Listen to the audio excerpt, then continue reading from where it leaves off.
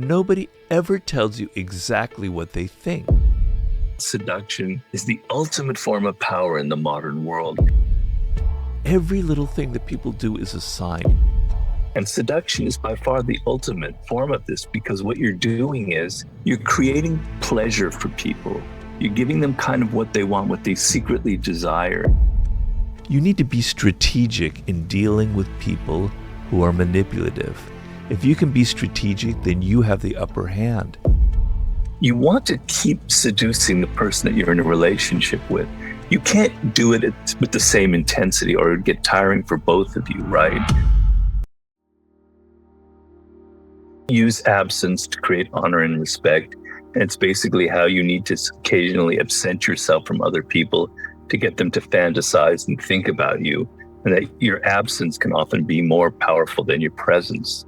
You could be too much in people's face and they start to see you too familiar and they disrespect you. Whereas if you step away and they don't see you for a few days, they start wondering about you and it seems very powerful. Well, I say in the modern world that you can't be too forceful and direct, too brutish, or people are going to turn against you. It looks ugly. So the game of power is to always appear to be a paragon of virtue, as they do in Hollywood, but to actually be aware of the hardcore games going on and to occasionally play them yourself. And seduction is the ultimate form of this power. It's what Napoleon Bonaparte said, putting your iron fist inside a velvet glove. So when people feel your hand on them, it feels so soft and velvety, but actually it's very firm and it's pushing people in the direction you want. So this is kind of a soft power, and seduction is by far the ultimate form of this, because what you're doing is you're creating pleasure for people. You're giving them kind of what they want, what they secretly desire. And not many of us have enough pleasure in this life. In fact, it's something that I think all of us lack. We wish we had more of it because we're so stressed and we work way too hard.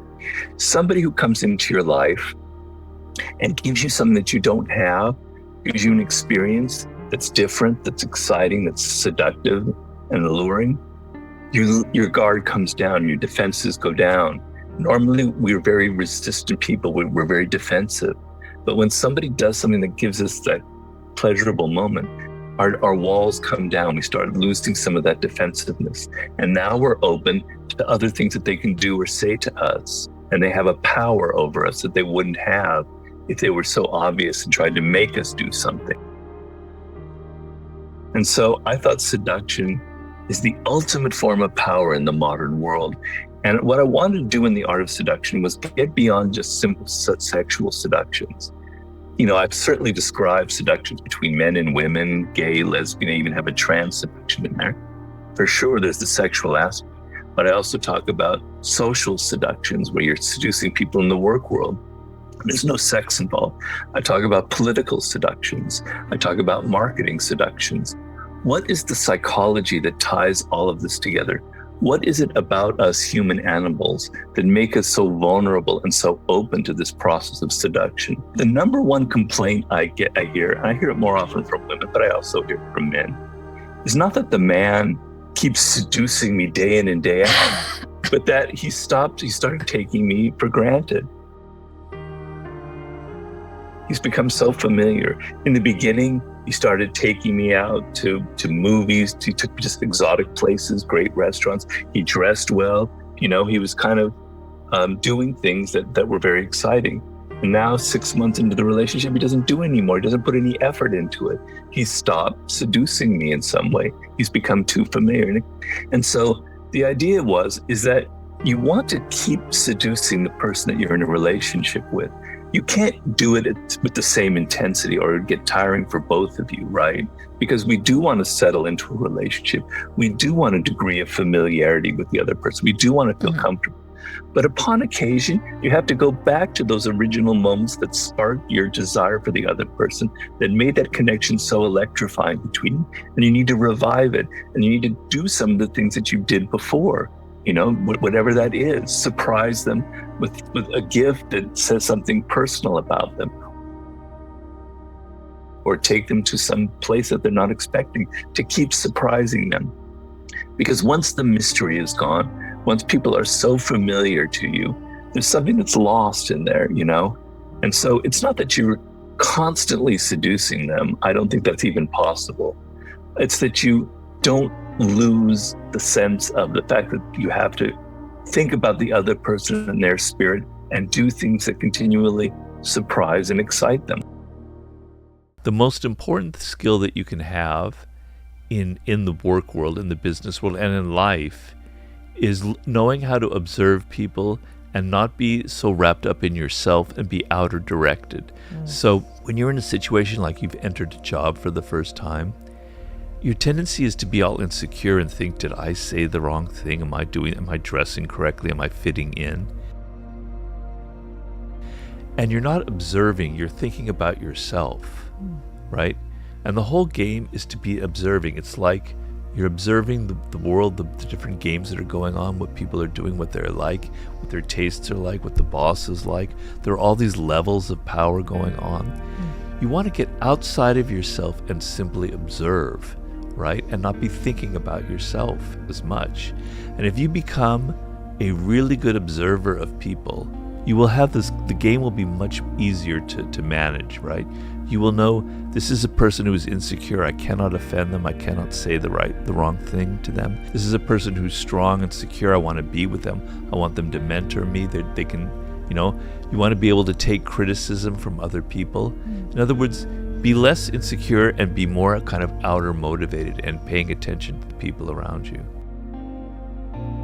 Another thing is enjoy this aspect of it because it's actually a lot of fun. It's like watching a movie and observing people and understanding them. But everything people do is a sign. So if they're showing up late at meetings or they're not returning your phone calls, it's not some innocent event.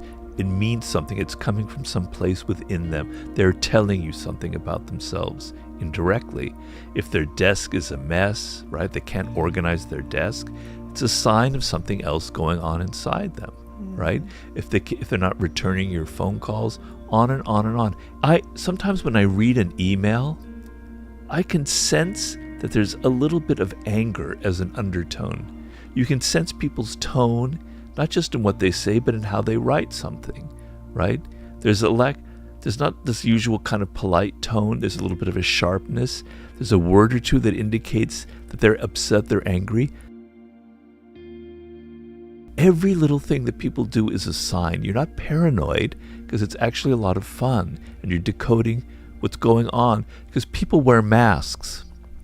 They smile and they say, I love your ideas, Cody, you're brilliant, you're wonderful, but inside they're thinking something else. And you have to be able to pick up all of these signs. And what that means is people can say anything they want to with words. In fact, they generally do. They never really exactly say what's on their mind. That's how it is in the social world. Because if you said what was exactly on your mind, you would be offending a lot of people, right? So we don't ever really say exactly what we feel. But our body language does not lie. It's very difficult to lie with your body language. Even the finest actors in the world find it very difficult to lie with their voice because the voice reveals people's feelings, right? So you want to be observant. We're very good at picking these kind of cues up. So you may not realize it, but you sense that something is wrong about this person that you've just met. This is something that I talk a lot about in The Art of Seduction. I've dealt with women who've written me back. They had a gut feeling that this man that they met was wrong. There was something bad about him. They got a bad feeling from it. But what happens is you don't trust that feeling. And then, because you're not, and as you say in our culture, it's not something that we value. And then we go on, we have a relationship, and then we find the hard way out that our original gut instinct was the correct one. So you want to trust these feelings. They're very valuable. We are animals. We think we're all so intellectual. We've got our frontal cortex that governs everything. But inside, we operate on emotions, on instincts, on feelings, on sensations. It's a nonverbal form of communication. It comes out in people's gestures and how they move, how they stand, right? They're at a party, you're talking to them, but their feet are pointing in a different direction. they're not so interested in you. Their eyes reveal if they're really listening to you or not. A real smile lights up the whole face. A fake smile is all kind of tight. Yeah. On and on and on. It's this insane language. You can understand exactly what people are thinking. But you have to do this, to be able to reach this kind of level of understanding, you have to shut off your own mind. You have to shut off all your internal chatter. And you have to observe. And you have to see, exactly try and read and detect what that particular sign means. And you won't believe how often you are very accurate with it. You can detect people's resentment, people's envy. And as I said, I wrote a whole chapter about signs that you can look at tomorrow and learn about this language. It's just that you're not paying attention and you don't value this form because we're so verbal. We think everything has to do with words, but it doesn't. When you're a child, you were kind of really interested in stories, right? We still are interested in stories. But what you like about stories from a very early age is the fact that a writer is leading you in a certain direction, but you don't know where they're going, where they're taking you, right? Yeah. And you want to be led, and they're creating an illusion and they're taking you along this journey, okay? And so they're seducing you through a story. And you can call it lies, you can call it fantasy, you can call it illusion. But reality is kind of harsh, it's kind of difficult. And we all want more pleasure in our life. That's why we go and see movies. That's why Hollywood is so successful. We want to be taken out of our day-to-day lives. We want to be led. We actually want to be deceived. We want illusion. We want fantasy. We want pleasure. And so you want to be the person that's supplying that fantasy, that's giving people that pleasure, because if you do, it gives you a lot of power, right? You've got to know the people that you're dealing with, right? And some people are vultures. Some people you can't trust. Some people are tricky. And if you treat them as if they are somebody that you can trust, you're going to be in a lot of trouble. So you have to understand who the people are that you're dealing with. What is their nature? Are they somebody that you can actually trust? And sometimes you think that you can trust them because you're not really paying attention. You're not paying attention to those gut things that we're talking about. So I think that comes from a chapter about know who you're dealing with and know exactly the kind of energy that you're getting from people, so that you're not dealing with a swordsman and reciting poetry, in which case you're going to get, stabbed and killed. So you never wanted to be exactly yourself. You were playing a role when you entered in the social world, when you entered a cafe. You were playing a part. You were an actor in a play. You didn't want to reveal who you really were. It was the opposite. And then later there was a reaction against that in the early 19th century among the Romantic movement, where we have to be authentic. We can't wear these masks anymore. It goes back and forth, back and forth, back and forth throughout history. So right now it's all about being authentic. In 10, 20 years, people are going to react against that, and they're going to be more into fantasy and role-playing and wearing those masks and having fun in the social environment. But I would say to this is, nobody is ever authentic.